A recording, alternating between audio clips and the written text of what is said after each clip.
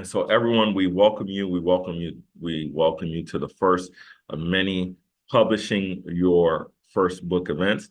My name is Festus Samoye, and I'm the founder of Ladder Your Success, also the author of the book, Ladder Your Success.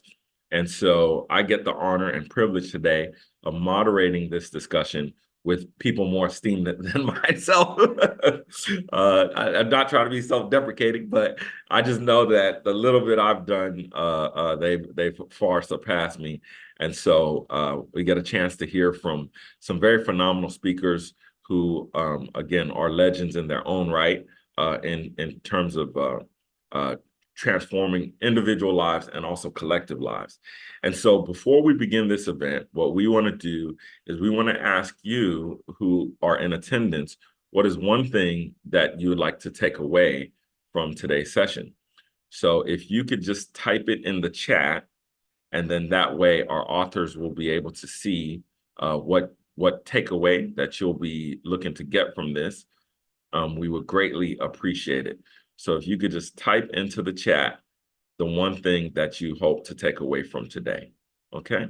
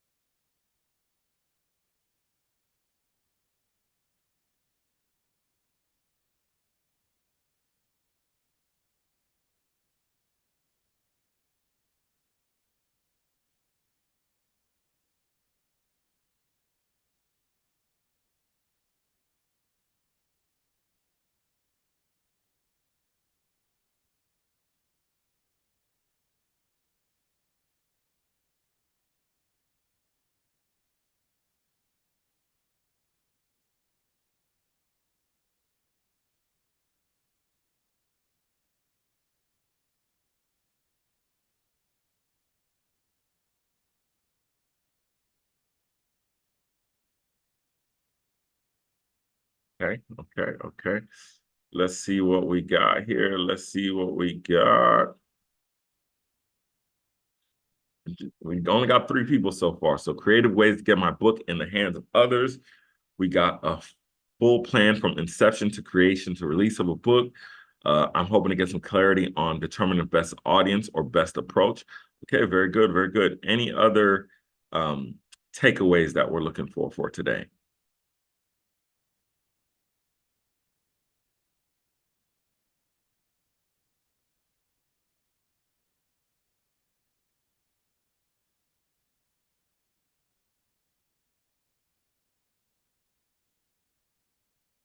All right. So let me go ahead and introduce our first speaker, who's actually going to introduce the other 2 guests. I want to introduce Cleo Franklin Jr. So those of you who know Cleo, Cleo comes from a sports background, being in the College Sports Hall of Fame for playing basketball against some very tough opponents. But also he's leveraged, or he pivoted from the sports field in the world of business, working in banking, working in various industry, but primarily in industrial agriculture and commercial agriculture, working at some of the largest firms here in the United States and also abroad, finishing up at Mahindra, doing international business, bringing them from I believe it's number 7th place to 3rd place, if I remember correctly. And so in relation to publishing, he's an 8-time author and also working on a few other books. Some of us have actually been able to join him in collaborative effort on some books, but I cannot thank him enough for all that he's done for the community, for the city here in Houston, being a transplant. And he's also a educator and professor. So with that being said, Cleo, I'm gonna turn it over to you. Festus, thank you very much. You humble me with that introduction. I'm just a simple guy here trying to be the best I can be. And as I shared earlier in our discussion, your net worth is equal to your network, and I'm very proud to be amongst my network as we speak. I think you're going to get a lot of information, folks, today. So I would like for you to be very selfish in seeking the wisdom and gems from each and every one of these individuals who I know intimately and known for a long time. You are in for a treat. I'd like to introduce first Fred Lang. Fred is, I like to say, a coach's coach. He's my friend. He's a colleague. He's also a mentor for me. But Fred is a executive coach, consultant, and entrepreneur out of the West Coast and born in Seattle. And one of the things that I love about Fred is that Fred has done a lot of things. Not only has he been a student athlete, but Fred has been a continuous student and a learner in many different ways. He's brought his corporate learning, leadership, and mindfulness experience to universities, Olympic and professional athletes, coaches, and universities, and as well as being a prior student athlete himself. He's competed in 4 championship games, winning 3 of those games, and in 2022, he was awarded the Dominican University's Athletic Department Unsung Hero Award. His early professional career experience includes training in human potential, the Myers-Briggs personality test, leadership training, trainer. He's been a corporate recruiter. Fred has done quite a bit. The words fail me to express the different things that he's done, but he also is an author of a book and that he'll talk about to you and share some of his personal journey. So I want to salute Mr. Fred Lang. I also want to introduce a longtime friend that I've known for a while, Mr. Jim Tillman. Jim now has done a lot of different things. And Jim, you are the, I believe, youth director at the Sioux City NAACP. Jim has extensive experience in film, writing, production, photography, editing, sales and marketing, and award-winning videos. Jim has a documentary that was 65 Years of Waiting, featuring the Sioux City West High School championship team in 1980, 1999, and 1998. And he also has won many different awards. But previous to his video production, he excels at sales and training and marketing for Gateway, the computer company and corporation in North Sioux City, South Dakota. And he won honors such as Rookie Salesman of the Month and $1 Million Sales Achiever.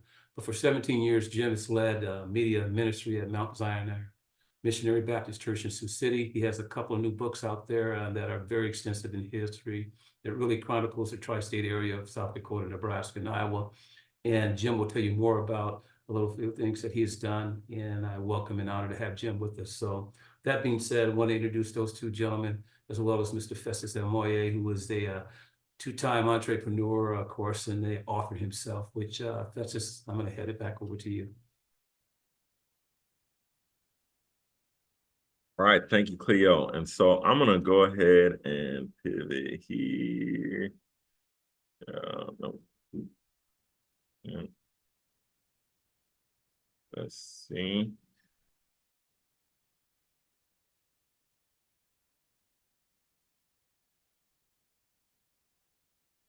Are you no. Here and share screen.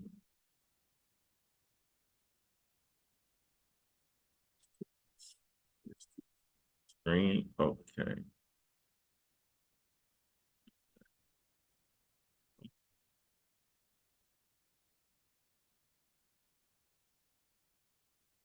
Okay, cool. So we're only going to go through 5 slides. They're not going to be very much, but they're going to be packed full of great content. Okay. And so to open us up, everybody's kind of wondering, what should I write? And so what I would say and suggest is write to yourself first.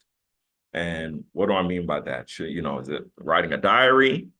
No, it's about sharing your story. And so all of us have stories. All of us have stories inside of us.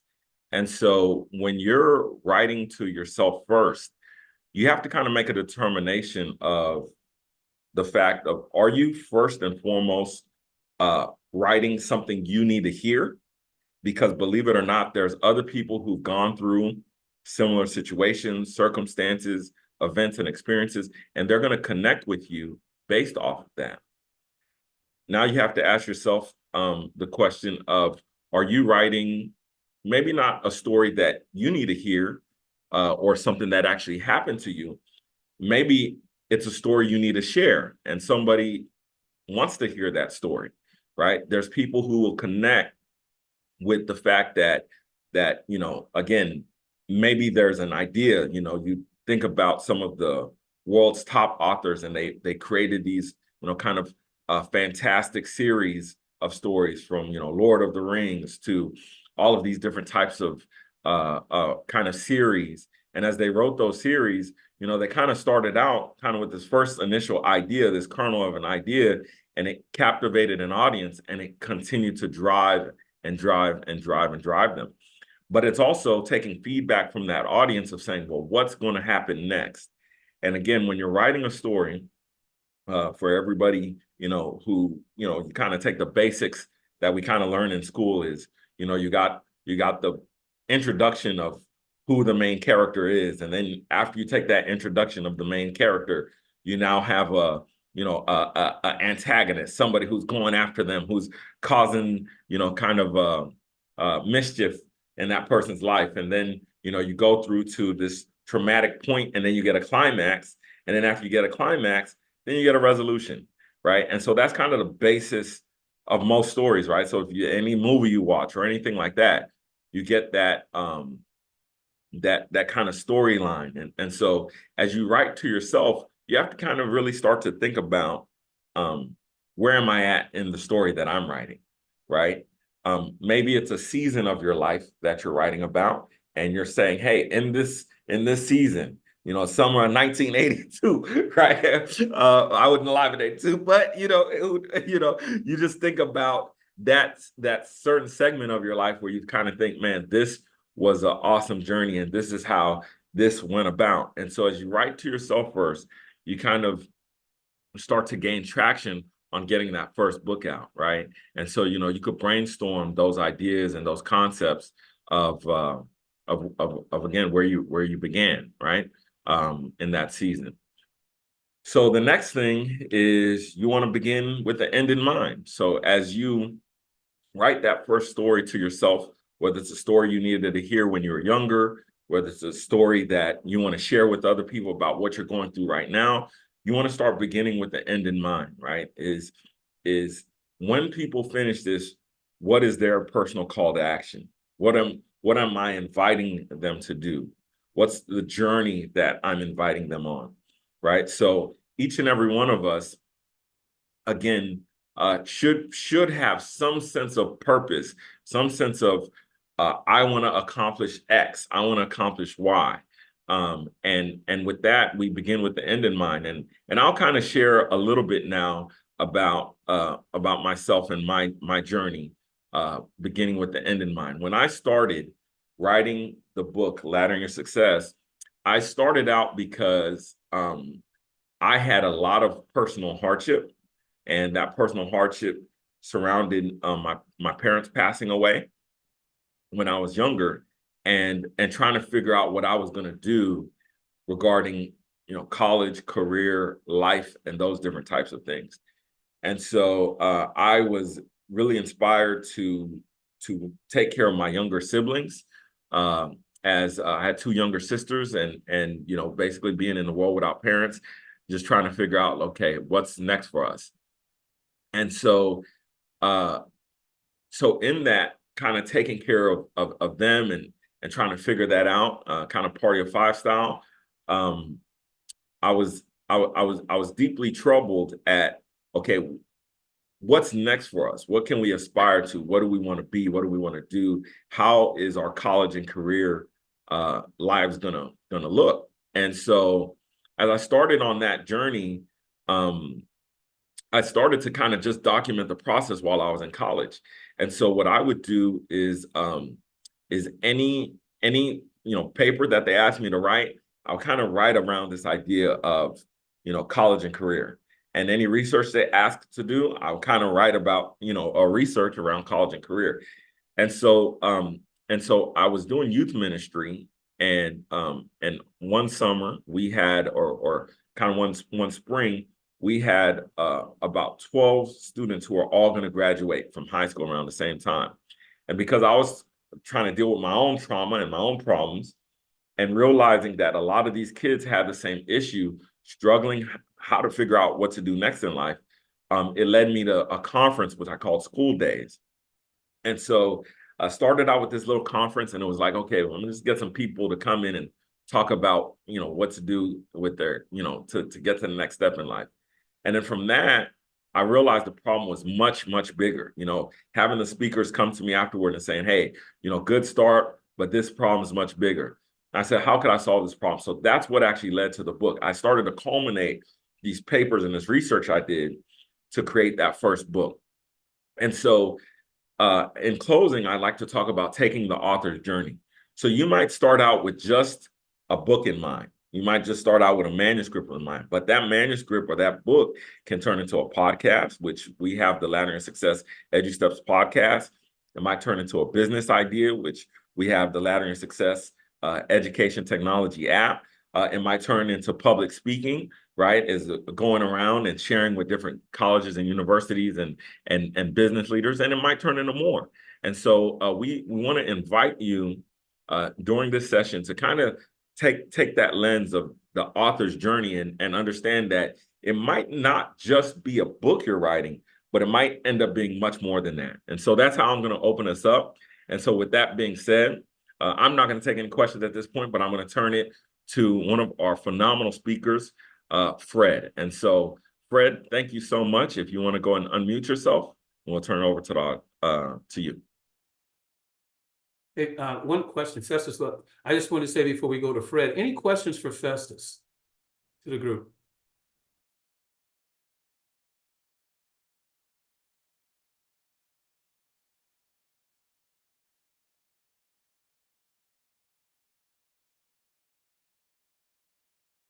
Okay. Fred, you're ready. Go ahead. All right.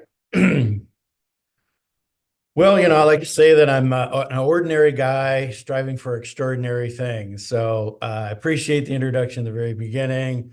Festus, great to hear your story and how you got to your publishing. For me, you should know first about me that I'm a mindfulness and mindset coach, and I work in that space. So kind of the psychology of it.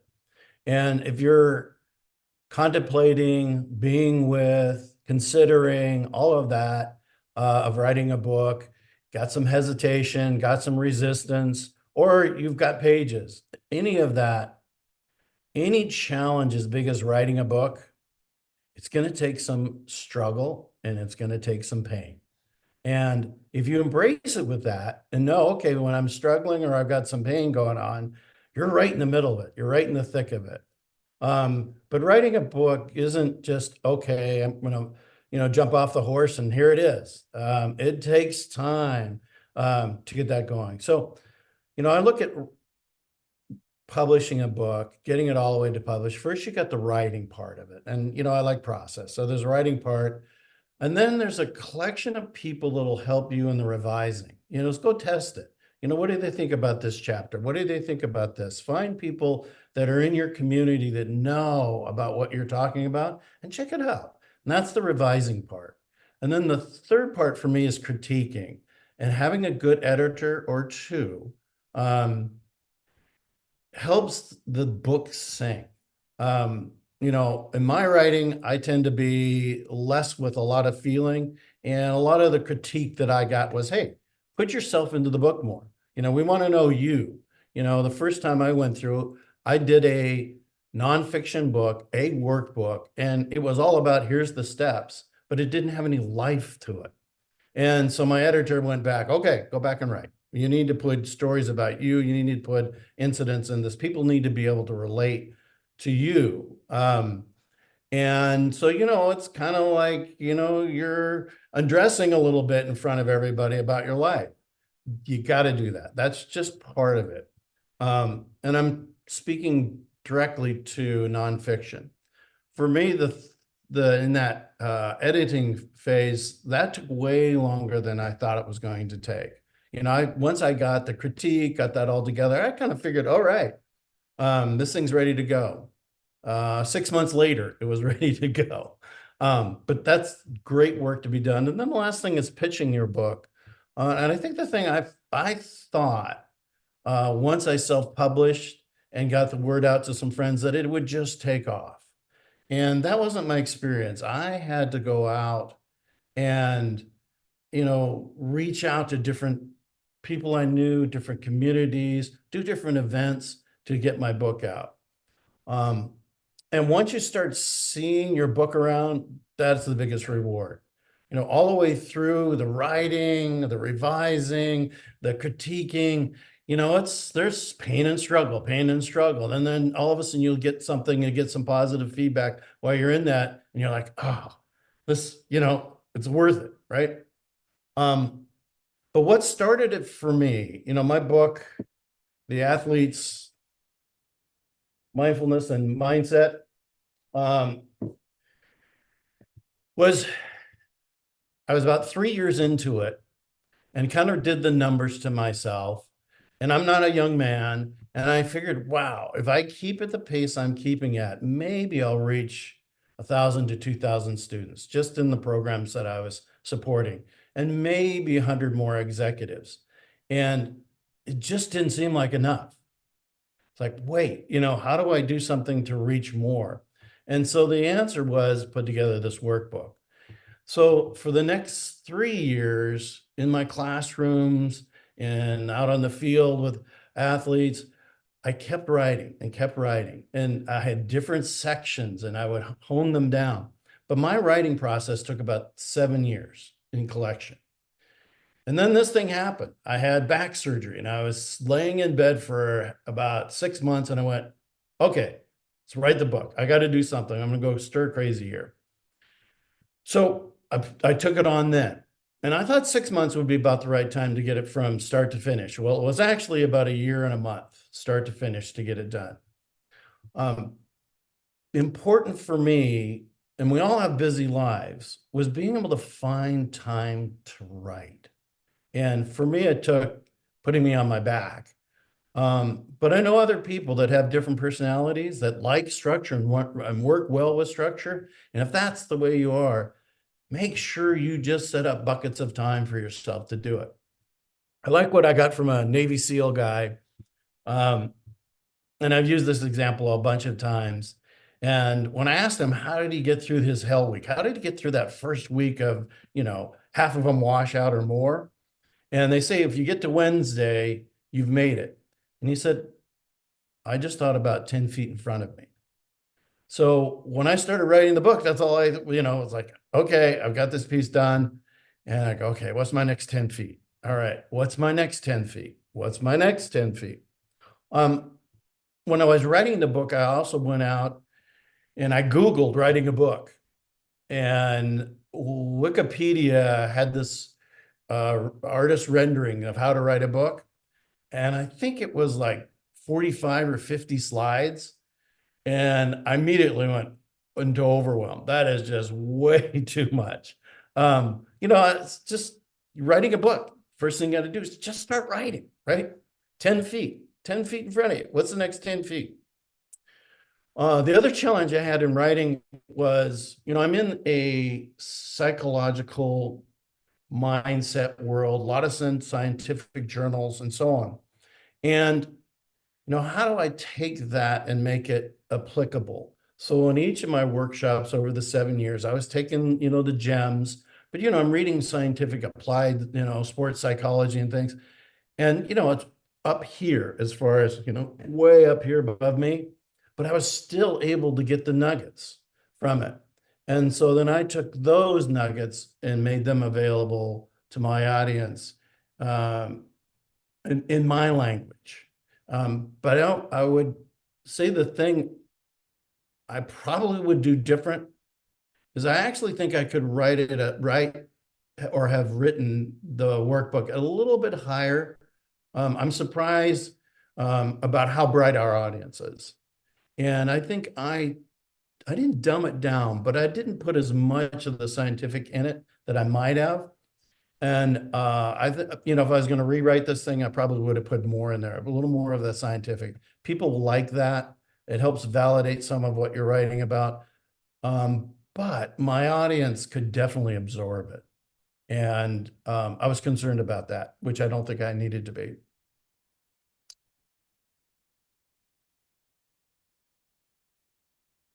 Yeah, just thinking through the writing, revising, critiquing, and pitching. For me, the hardest part of the whole thing wasn't the writing, wasn't the revising. It was tough sometimes getting candid feedback from people saying, yeah, I think this needs to get this and this. And, so you have to have some thick skin in getting that feedback from folks. The editing was uncomfortable. Sharing a little bit more about myself, sharing a little bit more about my life to people, it made me uncomfortable. And I think you got to put yourself in that place when you're writing. And then the pitching was probably the lane that I knew about, had done years earlier in other work. And I push up against it. It's like, wait, I got to go to this workshop. Wait, I got to go to his. But I'll tell you the most rewarding thing, I'm sitting in the overall auditorium area when you walk into the gym at Dominican University, and I'm just sitting there, waiting for the next event that I'm going to. And in comes about 25 students, basketball team, and they're all carrying my book. And I'm just like amazed. I'm so rewarded. It's like, oh my gosh, this thing's getting out there.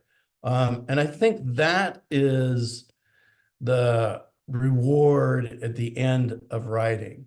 And we all have our own unique voice. And, it doesn't matter if somebody's written 5, 6, 7, 8 times in that subject. You have a unique perspective. You have a unique voice, and you are unique, right? So whatever you put out, whatever you get, it's going to resonate with some people. Dominican University, when I work with the athletes, I'm ecstatic if I get 80% of the team buying in on what I wrote. What I expect is about 25, 30%, and then we work our way up. Same thing with whatever you write. There's going to be people that resonate, that want to hear your voice, can hear your voice and their own thoughts. And for me, that's part of the passion and the drive for writing. I'll take questions if you have some questions for me. Questions from the group, because I have a couple for Fred and for Festus, so I'll wait to the audience. Any questions for Festus or Fred?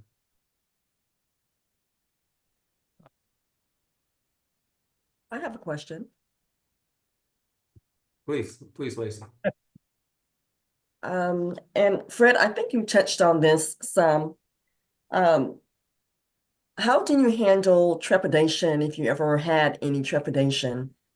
You look at the selection of books, of all of the information that is already available out there to the world audience. Did you have any trepidation about putting your book out there, and why would someone want to see my book? If you did have some trepidation, how did you handle that? Because obviously you did go forward and publish your book. Festus, I'd also like to hear your point of view on that. Yeah, so like from the very beginning, writing a book is a challenge.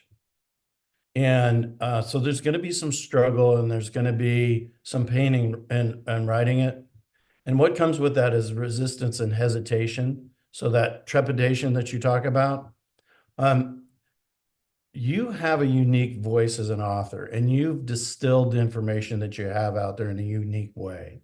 And you're going to do your research. You're going to grab the stuff that you think's more you and fits more the topic you want to write about.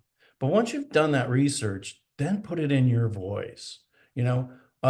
It's revealing to go out there and say, hey, this is my thoughts about it, and this is why I'm going to approach this piece. But if you look at whatever your topic you're writing on, there's different viewpoints. There's different thoughts about. There's different research out there. There's different things, and you've picked the gems for you. Share those gems. Somebody goes through and reads your book, they take away 1, 2, 3 things that they're like, oh, I'm so glad I had this. I'm so glad I heard this. I'm so glad somebody said something to remind me of this. That to me is the impetus to going past the trepidation. When you write something like that, you're gonna have trepidation. You know, it's you, right? You know, it's like the first date of a blind date when your book goes out there. You know, it's like, okay, here we go. They're all gonna look at me. You know, do I have any, anything between my front teeth? All of that. But when you put a book out there, it has that kind of putting yourself out there. And you don't know until you've got it out there the number of people that'll turn out and say, "Oh, I'm so glad you did that. I'm so glad you said that." And there'll be other people. There's so many critics out there. I say, opinions and armpits. Everybody's got two of them. And so, you're going to find people that are like, I think you should have done it this way. I had a sports psychologist working on his master's. I presented, he presented after me. He critiqued three things that I said, right? It's like, you don't have to do that, but we're going to get that. You put yourself out there, people are going to look at you, look what you wrote. Don't let that stop. That's what I'd say about trepidation. Yeah, and just to kind of piggyback on what you share, Fred, I think to me is one thing I always look at is being helpful to other people. And as again, as a first time anything, there's this fear of like, can I, right? And there's this fear of ability. And this one thing I talked to the youth kids about. I know this sounds very countercultural, but I say don't trust yourself, trust in your abilities. And why do I say that? Is because when you trust yourself, you and you let you down at some other point. So it's just like, hey, look. But when you trust in your abilities, that is a gift that you've been given in order to be able to carry something out. And if you know that you're able to do it, you should do it. And so to me, being able to write kind of led me to say, I'm just because I'm able, I need to do this. And you never know who you're going to help. And there's been times where I've gone on college tours and I've spoken as students were touring the campus, and I just shared my story and said, hey, look, my book's in the library. And they stopped me and they said, this student right here, both their parents died last year and they didn't think they could come to college. And out of all the schools we went to, you're the only person who's even brought something like that up. And I'm like, wow, I'm blown away. And, they were from California, they're in Texas, and so, you never know where you're going to end up with sharing your story. And so that's why it's just important to write from your perspective. And then I'll tackle Susan's question, and then we will pivot over to or Fred, if you want to tackle it as well, and then we'll pivot over. So well, could I add one thing on to the trepidation? yes. The other thing that's really useful is get the community around you when you're revising your book. When you start getting feedback from people you trust, it just takes a lot of the anxiety away. So, get the writing done, but get a good group of people around you to help you revise. Yes, and I'll tag on to that.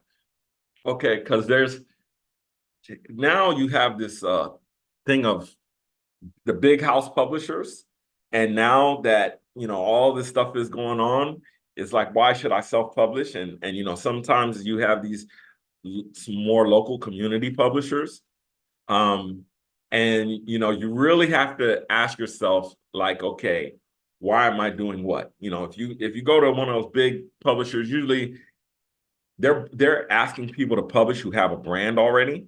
And so sometimes they're even giving them ghostwriters. You know what I mean? So that book you're reading from, Elon Musk ain't Elon Musk's book, or he didn't sit down and pen that. Somebody wrote that and said, hey, just put your name on this and we can make a bunch of money.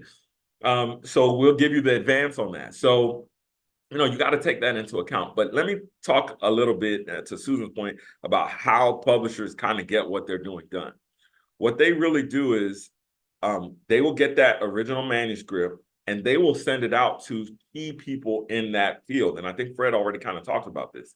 So maybe, you know, you're writing about a topic that you're passionate about, and you know somebody in that area that's a thought leader, at least locally, right? Maybe they're not an international thought leader, but at least locally, whether they're a college professor, a business leader, you have that person in mind. So now you take from that, and then you kind of bring it down. You say, okay, well, what friends or family do I have that I look up to as well, right? So you want to eventually formulate a list, right? 5, 10 people that you could pitch your manuscript to, that they can all give you feedback. Now you want to pitch it in a way that they can actually give you feedback. So whether it's a Google form, whether it's, hey, this is a copy of it, here's a red pen, and I'll pick it up in a month. You want to have some structured way about getting that feedback. Next, you then want to have people you're going to actually push your book to once it starts to get complete, in terms of pitching it afterwards, right? So now you need to think about, okay, this audience I wrote to, who do I want to read the book? Okay. And so my first book event was actually my local college. They bought 10 copies of the book because they were actually buying, published people from the university's book, and they said, hey, we'll buy 10 copies. And then I had a little book fair right there in front of a bookstore. And it was like, whoa, like, hey, weren't you just a student here? And it was like, yeah, so, you got to be creative in those ways, and then start looking at the broader audiences of who you want your book to go out to. And so I'll talk a little bit more tidbits later. But yeah, thank you for that. And so, Fred, do you have any closing remarks before we turn it over to Jim? Yeah, I just go back to 10 feet in front of me. Just once you have got a concept, even when you're in it, 10 feet in front of you, just take the next 10 feet. I got that, take the next 10 feet. That'd be my closing remark.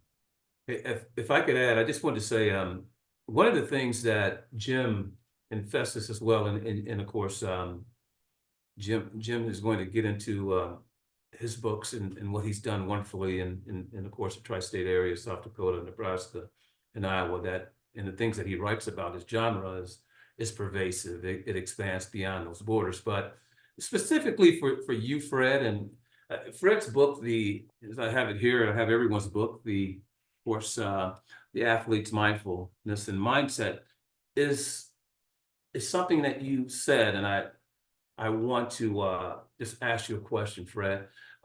You talked about, if you could do it differently, about making things a little bit less simple, or trusting your audience that they can understand a little more complexity, because some of the things that you write about are procedural process, but may appeal more to the left brain individual versus the right brain, which I think it appeals to both. But there's a couple of quotes. Everything should be made as simple as possible, but not simple. Right. That's when I think of the things that you just said. But yet and still, although you write technical, as Einstein said, if you can't explain it simply, then you don't understand it well enough. So just share with some of the folks who are looking to do things and to balance simplicity with complexity, but not shortchange the audience and the value of the information that they're trying to bestow. Before we go to Jim. Yeah, I went to a lot of different authors, and I have over the 6-7 years and preparing to put the book together. And I wanted to get to the science behind it. So I became a member, started getting the applied sports psychology studies. And I found that a lot of what people were writing about were from those studies. And, I looked at what my peers were doing in writing and thought I needed to mirror my peers more, and not get into as much of the studies. And looking at my book now, I could have actually put a lot more of the little pieces of the studies. They didn't need to know, the 15 different, layers to how they did what they did in the study and their theory and all of that. But in the conclusion work, I could have put some of those in there. that would validate more what I was writing about. And that's a small part of the audience that's looking at my stuff. And it would have reached them more. That's kind of my thing.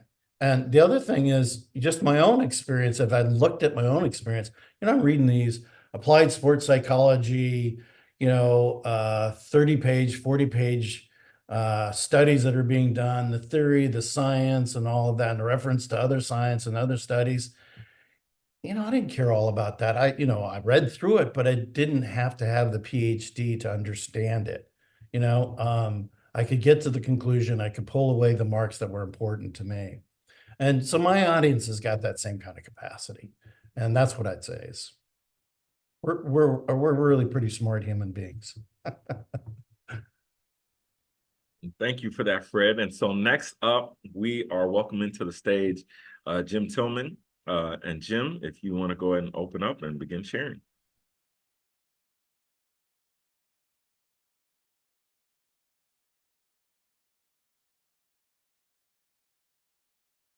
Jim, I think you're on mute, Jim.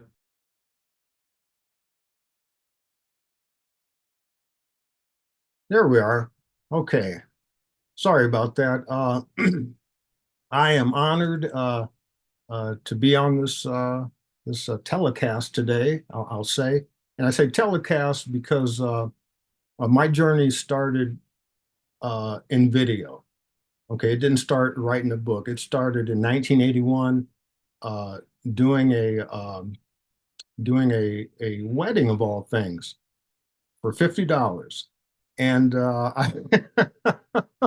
I laugh because I think back to that time and that wedding specifically. I can still remember it, the nervousness, the trepidation. I had never shot a wedding video before, or maybe I'd done some sports or something on my kids or whatever, but nothing on that magnitude. But went on through that and continued to launch videos throughout the 30, 40 years in Sioux City, Iowa, specifically, documenting African-American events. So that's where my storytelling began in 1981. I was telling the stories of videos. As far as with that documentation, years of documentation. So any event that was African-American, a Black event, if you will, I was there. I got a picture or video of it. So fast forward to 2013. Okay, that's stuff was going on in the country, and I just thought I need to write something about African-American history, specifically to my hometown where I'm born and raised, and where people to this day still don't know there are Black people in Iowa. So that's kind of a ha-ha, but it's true. It's true. And so if they don't know that, they certainly don't think there's much history in Iowa or Nebraska or South Dakota. I mean, how could there be? There's no Black people there. Well, that's false. There are Black people here, not a lot of us, but there's enough, and there is a rich history in Sioux City, Iowa, and I'm just honored to share that rich history. My first book, the Journal of African American History, Volume 1, it came out not even a year ago, last July 27th. That was a big sigh of relief, just to get one out of the way. Before you can do a series, before you can whatever, you got to get that one out of the way. So I was really focused on just getting one done. If I didn't do anything else, I'm going to get one done. And then that led to the Black experience in 1950s in Sioux City, Iowa. So the first book, I went from more, it went from like 1804 to 2023. That's a wide range of history. So it's hard to get people to understand why York is important, the first African American in the Siouxland area in 2024. How can they relate to that? But they can relate to the decades. Okay, the 1950s specifically, because somebody's grandfather is there, the baby boomer generation, and there's a lot that happens in a decade. And as I did more research on it, I learned a lot about it. And it's not just Sioux City, Iowa. I give what was happening in the United States at the time, an overview of it, but it specifically tailors to Sioux City, Iowa. And I heard, and this is with a series in mind. Okay, the decade series. So that's what I'm, right now I'm leaving my readers, my audience. They're wondering, well, what's next? What's your next book? Or what's the next one? And they know there's going to be more coming out on that topic, on that subject. I guess one of my biggest issues, and I knew I was going to self-publish it. I didn't have money to, hire a publisher, or I just knew I was going to self-publish it. And beyond that, not having money to do that, why would I self-publish it? There's advantages to self-publishing. So I had to think of my advantages. Okay, so those advantages of self-publishing, you don't have to share the revenue. Okay, you're on your own. You have to have a strong marketing and promotion plan if you're going to self-publish it. Self-publishing advantages, you collect a database. Okay, so I know we want to write our book and sell books, and trust me, I want to sell my books, but I think more importantly, I want to create customers. Okay, so they may not buy the initial run or the initial what do we want to call author signing that I do, or book launch and that type of thing. But there's people watching you, and eventually they'll come around. But it's about creating customers. Social media marketing, I do that with video, and social media marketing allows you to target your audience. You got to know your audience. Who's going to buy your book? Before you even write your book, think of who is your customer. Okay, and I'm going to be nice, but your book is not for everybody. My book is not for everybody. But I'm going to tell you what, there's enough people out there that your book is for. And I would suggest that you form partnerships. You form alliances with like-minded folk. If my book is about African American history, well, I focus my attention and collaborate with people who are interested in history, and African American history. And there's a thirst for that. There's a need for that. I'm solving a problem. And as I continue to produce more books and messages and sharing stories, and as I share these stories, all I'm doing, I'm honored to share the stories in here. This book isn't just for African Americans. There's some inspiration in these stories, some remarkable stories in here. And that's what it's about. It's about sharing stories. We all have different stories. We all have different backgrounds. But yeah, and in my books, I use a lot of images. That's from the video background. Some people are visual learners.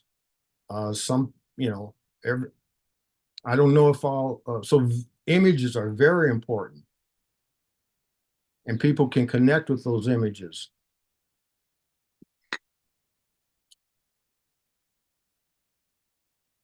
But yes, and that's might be a hard pill to follow because you want everybody to love you, everybody to buy your book, but just network with the people in your corner, and there's enough of them. We got billions of people in the world. Social media, it offers me to get out of Sioux City, Iowa, and get my message across to whatever market I decide to. And as I'm speaking about social media, starting out, I would focus on maybe 1 or 2 social media platforms.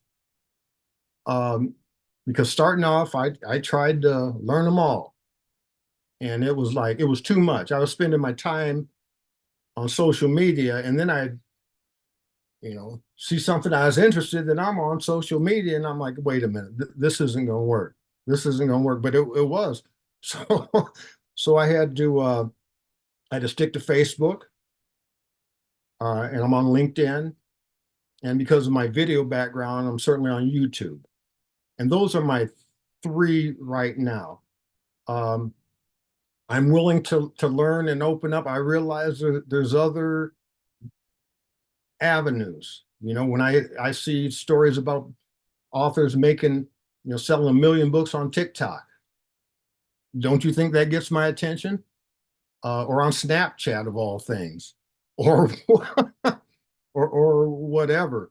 And that's not to say I won't evolve to those, but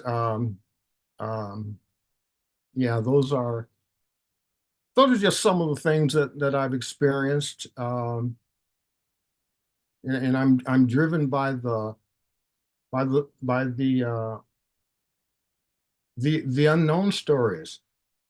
This only covers like this much of Sioux City African American history.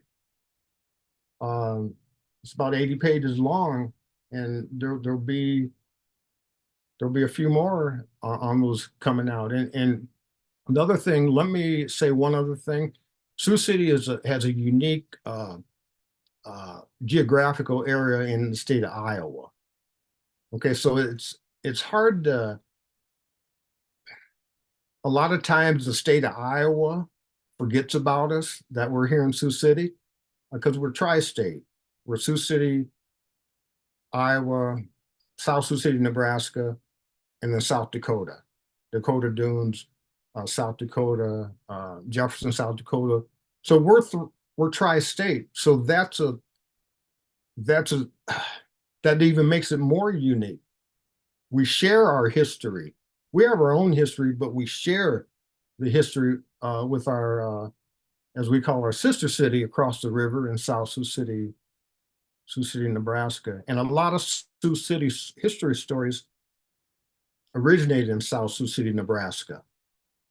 So I'm excited about the journey that I'm on, and just have a lot of documentation, a lot more documentation to share, and that'll be the fun part. The fun part. I've got 2 out now, 2 books. So I've and the feedback has been great. And you never know. Like Fred said, you put yourself out there, and let the chips fall where they may. But also I was fairly confident, and that I was ready. I mean, I'm I'm not as old as Fred, but I'm 65. So we are we're the same age, and we're young men, Fred. We're not old men. So I don't. I love that, and I love that expression of putting a bow on it. So hey, whenever it's ready, you put a bow on it and put it out there to the world. So thank you so much, Jim. So we'll go ahead and open up to the audience for any questions that they have for you now. Anybody have any questions? You put them in the chat, but you could also, okay, go ahead, Lacey. You wanna ask? Go ahead. Yes, thank you, Festus. Jim,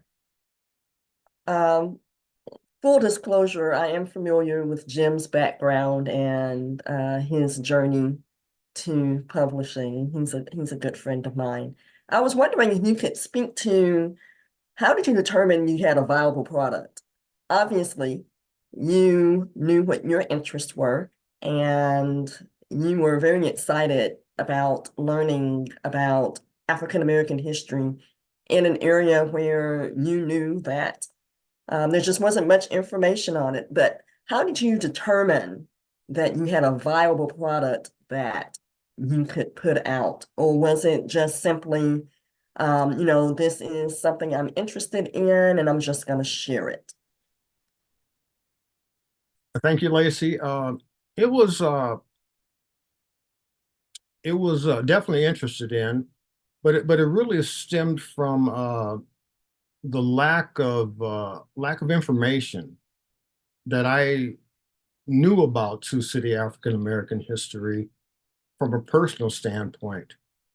So what I did one day, I went down to the Sioux City Public Library, and knowing ahead of time that they didn't have much information on Sioux City African American history, but I needed to find out what they had on it. And I remember going there, went upstairs and asked the lady, and she just kind of chuckled, and I said, "Do you have any information on Sioux City African American history?" And she just kind of chuckled and said, "No, not much." And I knew that, but she said, "What we do have are these three they called Sioux City Negro yearbooks, and it was produced in 1962, 1973, and the last one produced in 1978. Now, the start of that, it was supposed to be a yearly publication on the accomplishments of Sioux City African Americans, just highlighting that.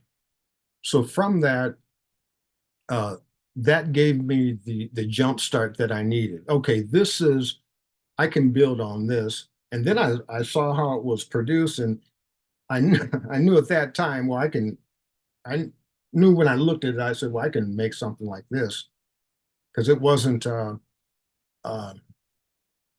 keep in mind, that was 1962.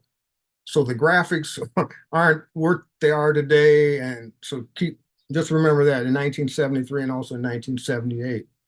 But 1978 really hit me, because I was thinking, now, what is that, 40 some years or whatever since there was a publication on any Sioux City African American? And I'm saying, wait a minute. And then I got to, then it was, okay, if not me, then who? If not when, if not now, when? Then you throw COVID in there, and then it's like, okay, this is a time. There's no time to waste. If it's in you, let's go. And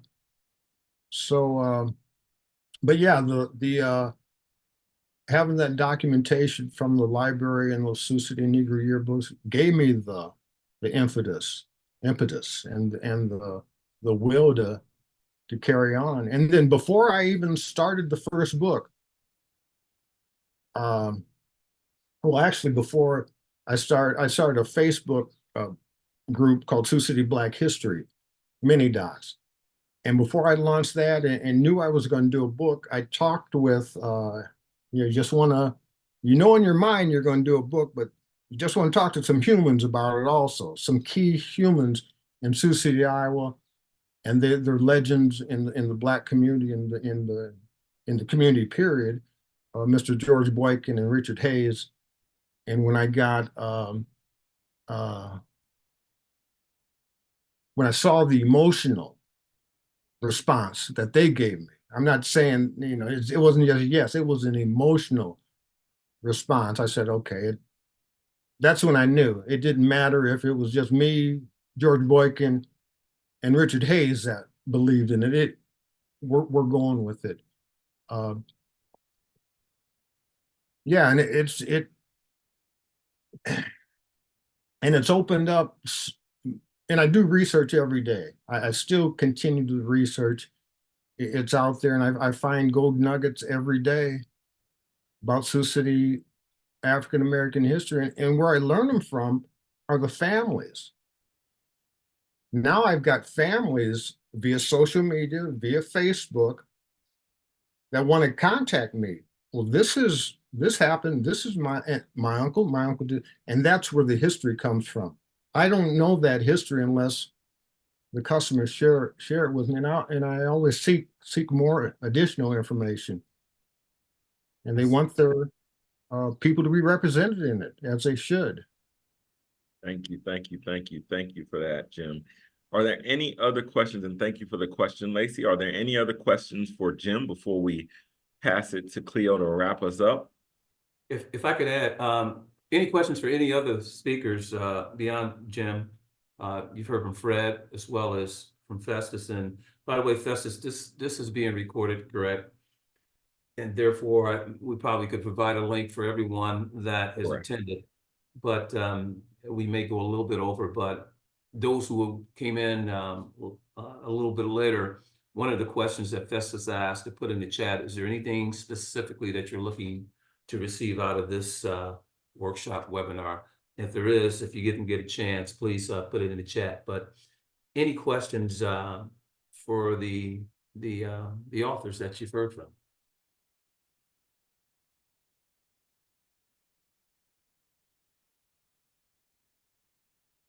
Because I have one. All right. Well, I was going to jump in. There's a question that's out there. Do you Yes. provide any of your books free, or, and spreading the word around? And, I do that. I look for people that are influencers, people that are in the right place.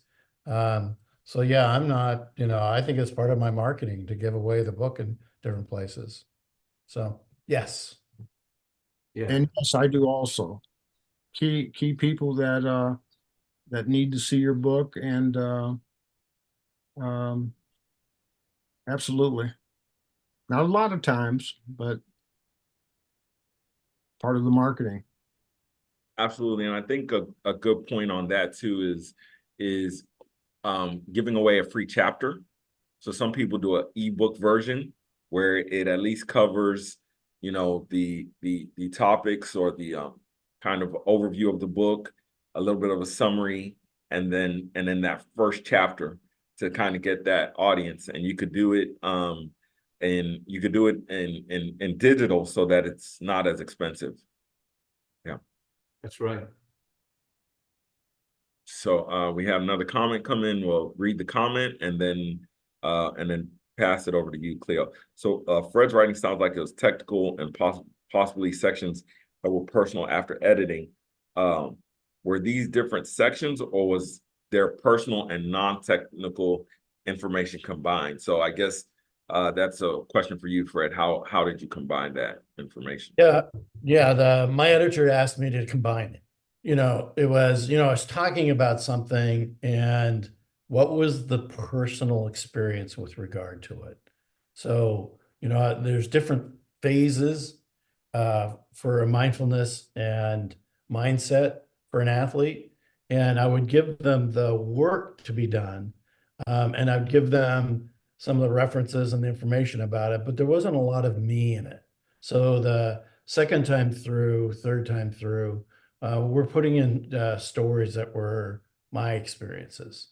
So they're both. It's each chapter has some technical and some personal, some technical, some personal. All right. And then so Cleo, if you want to pivot and then go ahead and wrap us up, and then we'll take questions. And I also have something special for the end for the attendees. All right. So we're definitely gonna get that value. All right.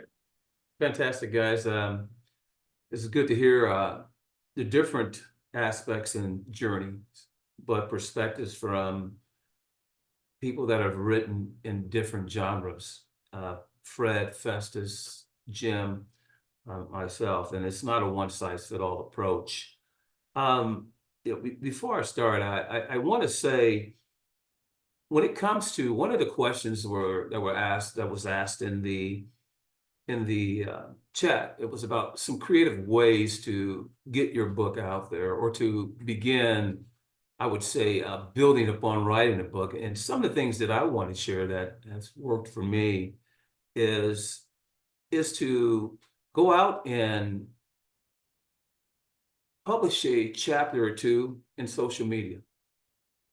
And that chapter gives you a chance to get feedback and acceptance of specific audience or general audience of your writing. And I would ask for feedback. In my first book, and my books are all behind me. There's 8 books that I've written. There's 4 that I've contributed, and 2 new books that'll be out here within the next 3 months or so. And my genre is poetry. It is in the professional and personal development and children's books as well, which my son, Michael Franklin, co-authored a book with me. But my first book, it took me 7 years to write, although I always knew I wanted to publish a book.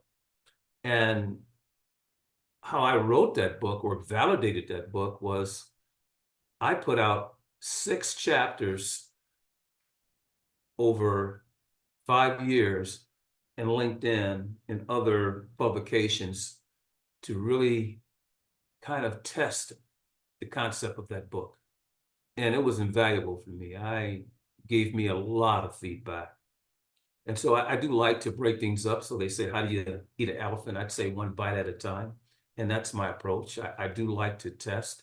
I think whenever you start small, you can begin to acquire big learnings that you can apply forward. But before I go further, I still want to talk about creative ways to market your book, because this is about publishing and promoting, is to go to your local bookstores and to ask them to give you an opportunity to go out and talk about your book, which more than likely they will, especially after you're published. Educational institutions or opportunities to speak. I do at least 6 to 10 speaking engagements a year. And whenever I speak, I try my best to speak on topics that my books are basically centered around. And without question, I find out after I speak, people are willing to hear more and purchase the book. The other thing I wanted to tell you is there's a chance that I think is very important, and we've all just talked about it, is I think books today are really the new business card. You know, if you didn't know, there are approximately 4 million books published a year. 4 million. And one of the questions that was asked earlier, how do you validate your book? That's a great question, but I think there's different ways to validate your book. The average new book sells 100 to 200 copies. And so I don't want that to be daunting statistics that will prevent you from going out to publish and promote your book, but a few things for me. I think the biggest thing you need to understand before you write your book is understand, why are you writing your book? Are you writing it to extend and promote your brand? Are you writing a book to build your expertise, the ability to be an influencer? Are you writing a book to make money? I think you need to understand that first. And once you understand why you're writing a book, as Fred Lang would say, when your why is big, then your challenges and your problems will be small. It's very important. And for me, I personally write to share my expertise. That's my own personal reason why I write. The other thing I wanted to share with you guys is that for me, the hardest part is to begin. And to begin, you first have to get over the biggest obstacle, and that's get over yourself. Get over your insecurities, get over your self-doubt, and just start to write. And to understand that when you do write, and the biggest thing, my biggest fear was this. My books are in the Library of Congress, and they are going to be around in perpetuity. And that's something to think about. My children's children will be able to access my books. And it's personal. And so if you can get over the fact that of yourself and that what you're writing, and if you have a big purpose and why, write it. And make your fear very small. because I think we live in a like validation, acceptance society, and you need to write for yourself. And I believe Festus talked about that earlier. So if you're writing for yourself, and if you have writing that is in commensurate with your purpose, then whether people like what you write, you know what, people are going to like it and some people are not. But if you're writing because it's true to you, I'd say go out and write. A couple more things I wanted to share, and then we'll get to questions. After you ask yourself, why do you want to write? And I share with you why. I've also talked about starting small and testing your writing. I think it's important that you do get your feedback. And for me, my process is simple. I understand why I'm writing. I understand what I want people to receive out of my writing. And I want to know if, in fact, if they want to hear more. And after I do that, I answer those questions. I'll send that out to my own beta group of 10 people, sometimes 12. And I'll match up what I think and what I expect to what they have found. If it's interesting, if they want to read more. And those are opportunities for me to close gaps. And so that's something that has helped me in my writing, in getting that feedback. Because I want to know if it's going to be resonant to those folks. But beyond that, I think you should write about things that you love, things that you know, things that you're interested in. And if you personally are interested in it, and you personally love whatever, whether it's history, whether it's poetry, whether it's technical, then that's something that you can write about easily. And you don't have to train yourself, because it's going to come to you very naturally, because it's what you're passionate about. But I think you should stick to that. As they say, stay in your lane. I say, stay in the things that you love. And so I don't want to simplify it, but those are just a few things that I want to share with each and every one of you about the things that are important to me, that have helped me as I continue to write. And without question, you know, there's some other aspects, but I want to open up for questions here, since we only have about 15 to 20 minutes left, Festus, for questions from me and the rest of my colleagues, because here's a time to get as much as you possibly can. And as I said earlier in the panel, be selfish, ask those questions while you have us, because you have 4 different people that have done a lot of different things. And amongst us, I believe we all have written and published about 20 books or so. So please. Oh, thank you, Cleo. Thank you. That's an awesome way to wrap it up and put a bow on it. Get us all together. So yes, please, we're open for questions at this time. And also, if you have any feedback for us, we love that as well. And I got a special little bonus coming. So just just wait. I got the little bonus coming, all right?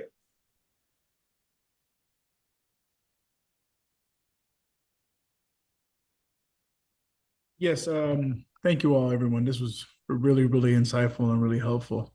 I have a quick question for Fred. Something you said had been like stuck in my mind. You mentioned when you wrote your book, you kind of had some pullback in regards to putting some things into the book. You kind of thought it may have gone over some people's heads. What led you to the conclusion that yes, you should have put those things in the book? And if you did put those things in the book, how would you approach writing it, putting it in the book? Yeah, so how I knew there was stuff that I kept out that I probably should have put in. So I work with 6 athletic teams every year. And so they all got it in the fall. So this is, first year still, right? And as I'm going through, typically I have multiple sessions, 10, 12 sessions with them. As we're going into each, and it's progressive, we go through each chapter. As we're going through it, I found myself having to cite research, having to cite stuff that if it was in the workbook would have been right there, and I wouldn't have had to done that work, right? So it worked against my lecturing and my talking about the book and making the book, more easily used by a wider group of people.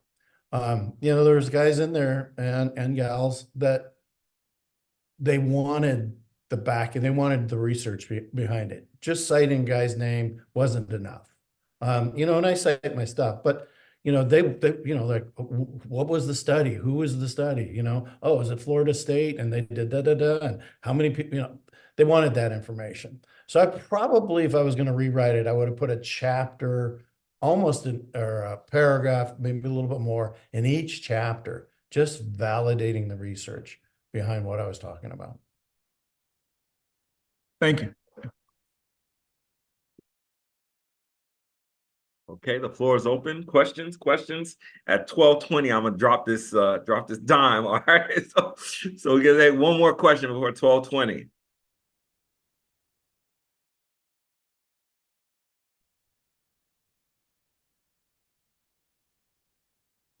Can anyone speak to the cost of self-publishing and the time frame involved? Okay, cool. I'll kick us off with this. So I think the time frame is different and unique for each person. And I think it comes down to, again, beginning with the end in mind. When I wrap this up, what is that call to action that I'm going to give? And so I think that kind of determines the front time frame. But when it comes down to cost, and I do think that's kind of a big deal. It all depends on your process. And so what do I mean by that is some people will just take a manuscript from you to do the editing. And so one of the things I did was, even though I got feedback from people on editing, I then hired an editor. And so one of the ways to keep costs down, you go to a college student or a young undergrad and say, hey, look, I know you're an English major, or hey, can you go ahead and edit this for me and give me some feedback? But now there's a lot of AI tools that you could use. So you could use Grammarly and things like that to go ahead and get some of those general edits in before you pass it along. And then that way, the only edits that you're going to get are really going to be more, I guess, opinion based. I think one of the keys about that is giving it to people who are going to be potential end users. I'll kind of talk about this in that little segment there. And so then that way they could tell you more of what they want to read. So they might say, hey, I wish you spoke more about this or put more about that in the book. And then that way you can make those edits. So I'll turn it over to the other speakers. Yeah, I was going to say, Festus, it's okay if we go 5 minutes or so over. Yep, we're good. Okay. The average cost, and well, Fred and Jim, if they're okay, they could probably tell you what their cost was to self-publishing. But I think you could say the average cost is going to be anywhere from, I'd say plan to budget at least $1,500 to maybe $3,500. Okay. Your cost of editing, your cost of formatting, your cost of cover design, your cost of marketing, promotion, and as Festus said, it depends, but I'm going to give you that range to self-publish will all be included in that. Depending if you have people help you edit, people have you, there's going to be a cost to publishing it. Lulu.com I've published with a publisher and self-published. Lulu.com is a very good publishing platform that I think you guys will find very beneficial if you're interested in that. But I would just say, as a rule of thumb, plan to at least budget $1,500 to $3,500, and I'll hand it over to Fred and Jim, and they feel differently, or please. That's pretty accurate. Yeah, as far as the other determination is the size of your book. I mean, is it hardcover or soft? Mm-hmm. Is it color cover, black and white color, black and white cover? And I've determined a certain size of my books. They're going to be a certain size, and they're going to be 8.75 inches by 5.75. And the reason it's that size, because it's not huge. They are soft cover. I go with color on the outside, I think it's very important that I have images of people that show the history. The pictures, tell the story, that say the word. But there's a lot of factors in that. Then how many books do you order?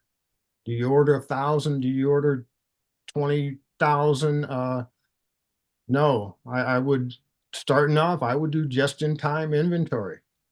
I mean, just a little bite at a time until you establish your clientele, and then go for it. Fred? Yeah, so with the cost of it, I tried to keep mine as low as I could, and that's probably one of the mistakes I made. I went to an editor where we're going to exchange services, and she did nice work, but I'm probably the lowest on her list of people, given that she's getting paid this from other clients, and then she's, sharing services with me. So, I highly recommend you get somebody and you pay. It'll make the process quicker. I ended up going back and getting an editor, because that just didn't work, for my timing. But there are ways of cutting costs. And one of my best friends is a graphics guy, and he did a lot of the graphics. And we've exchanged services back and forth with each other. So, that cut some of my costs. But Cleo's number of 1,500 to 3,500, definitely. I have classrooms where I'm using my book. So I went out and went to a publisher or to a printer and printed enough books to cover my season, right? But I'll make $3 to $5 a book. But when I went out to Amazon, I needed color in the cover and in the pages. If you look, I've got color inside, I've got color, and I've got color, right? And I could have chose the lower quality color and made, $4 to $5 a book, but I went for the highest quality. I make $1 a book. So I'm, to Cleo's point, what is your purpose?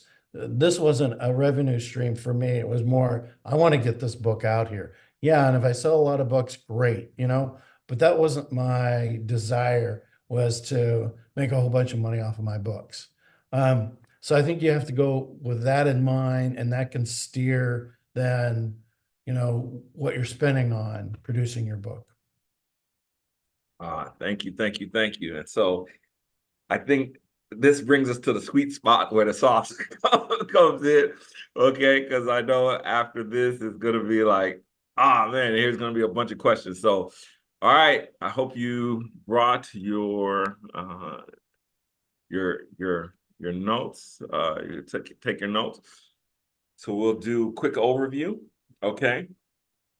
So, you want to start with your idea.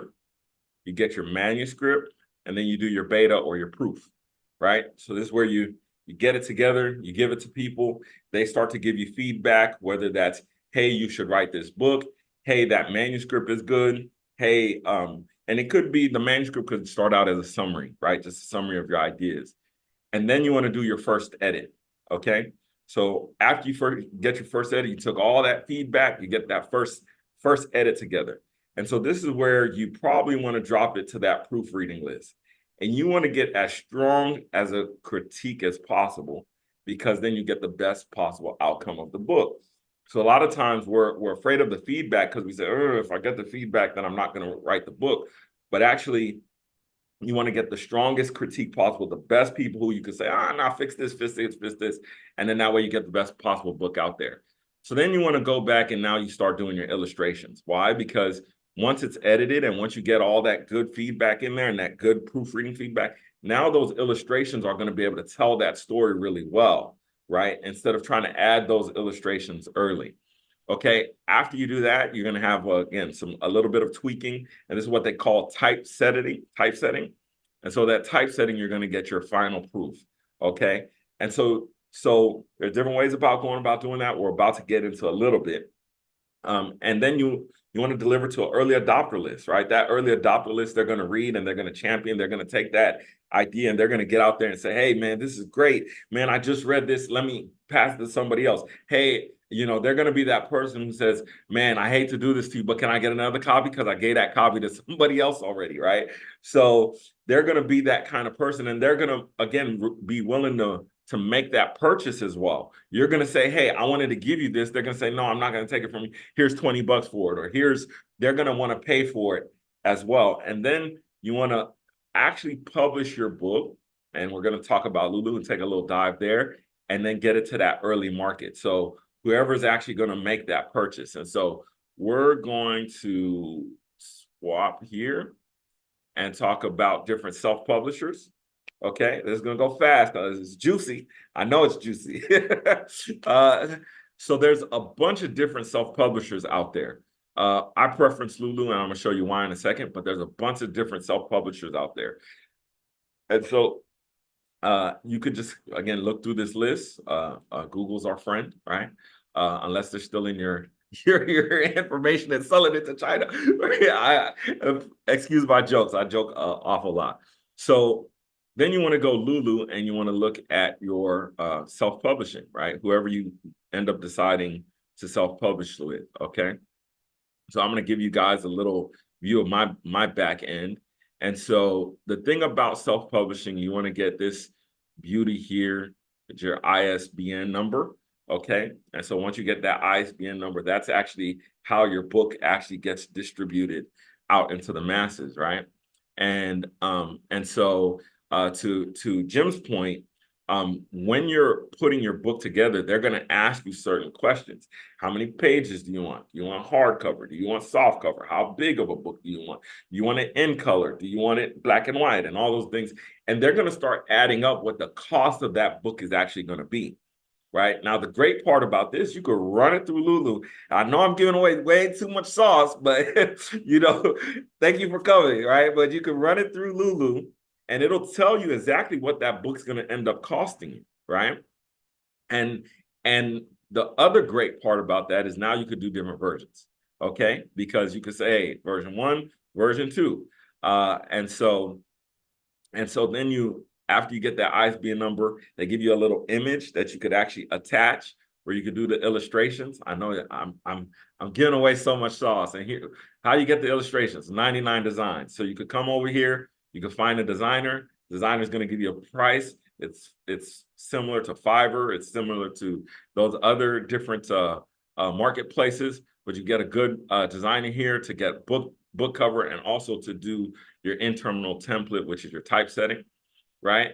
And then you get that done there. You give them the little ISBN code, the little barcode. They're going to stick it on that illustration for you. Going to give it back to you.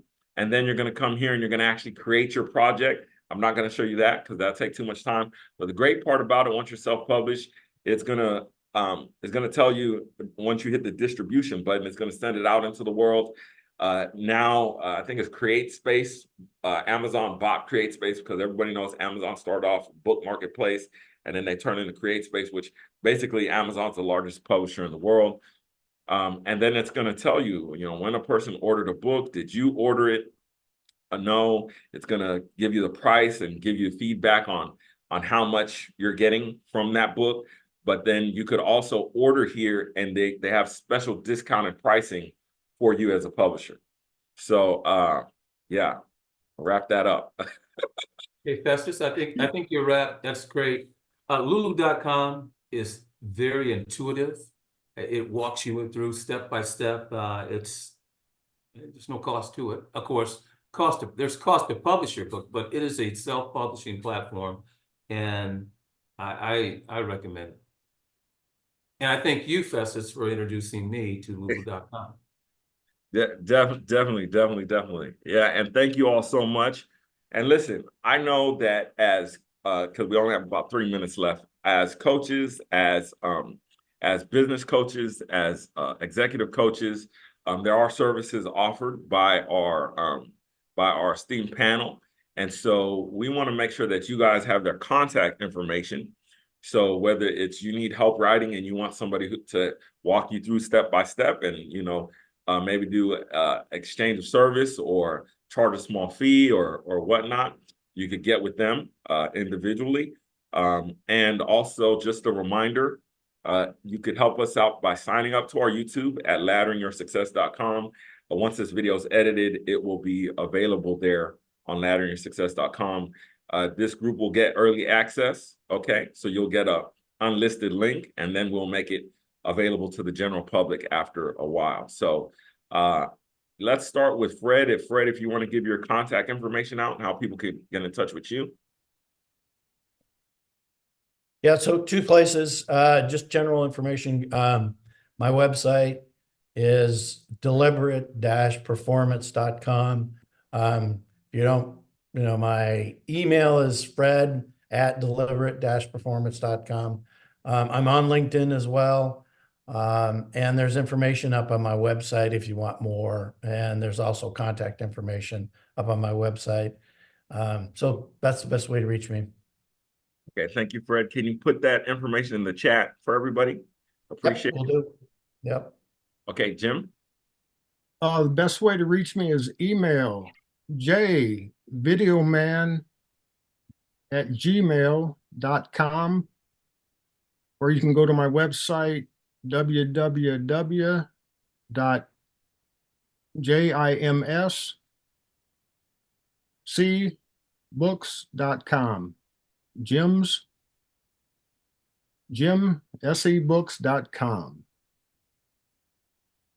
Okay, and Jim, if you want to share that with us in the chat so we can get it to everybody. And then Cleo, if you'll wrap us up. Yeah, well, you didn't give yours. Yes, so ladderingyoursuccess.com, at ladderingyoursuccess.com, you can find a lot of the work that we're doing, but also on YouTube at Laddering Your Success, Laddering Your Success. The whole thought behind it was to take a step-by-step approach to be successful. You can reach me directly at festus.amoye@ladderingyoursuccess, and I'll place that in the chat as well. I'm entering my email right now that you can email me. That's Cleo@franklinss.com.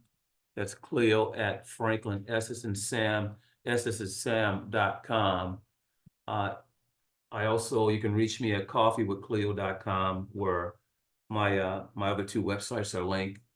Or you can Google Cleophas or Cleo Franklin, and I'm easy to find on Google. I can't hide, so just Google Cleo Franklin at Franklin or Cleophas Franklin, and believe me, it'll populate.